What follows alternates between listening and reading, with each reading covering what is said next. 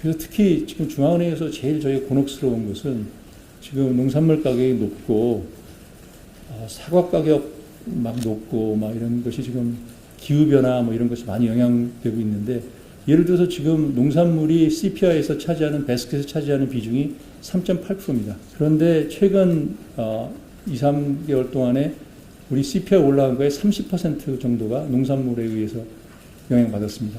사과는 이 CPI 웨이트에서 차지하는 게 1.5%입니다.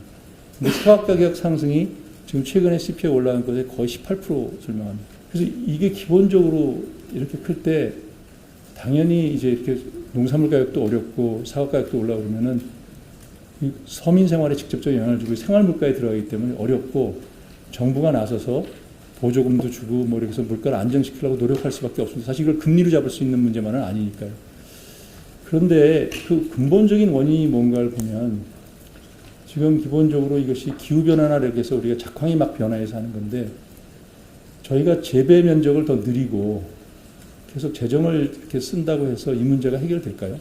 예를 들어서 내년을 준비해서 재배 면적을 굉장히 늘렸다고 합시다. 근데 기후변화 때문에 날씨가 굉장히 많이 변해서 날씨가 굉장히 좋아졌어요.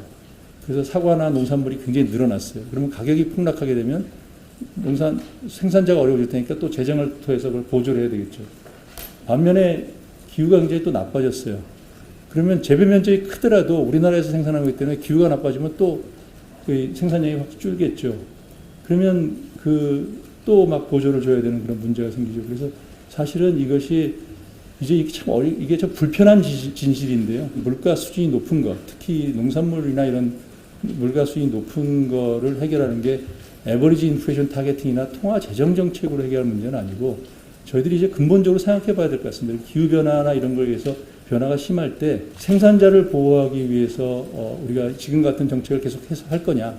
그게 하나의 국민의 선택이라면 그렇게 할 수 있겠죠. 그게 아니면은 우리가 이런 것을 수입을 통해서 근본적으로 이런 문제를 해결할 거냐. 많은 분들이 유통을 개선하면 이런 문제가 해결된다고 생각하는데, 사실 기후변화 때문에 생산물이 줄어들면 유통을 아무리 개선한다고 해서 해결하는 데도 한계가 있거든요. 그래서 저는 제 생각에 이런 구조적인 문제를 이제 고민을 한번 해봐야 되는, 그래서 이것이 재정이나 통화정책 방식을 바꿔서 하는 문제가 아니라 이 기후변화나 이런 것 때문에 생기는 구조적인 변화에 우리 국민의 이 합의점이 어딘지 이런 것들을 생각해 봐야 되는 그런 시점이 됐다고 생각합니다.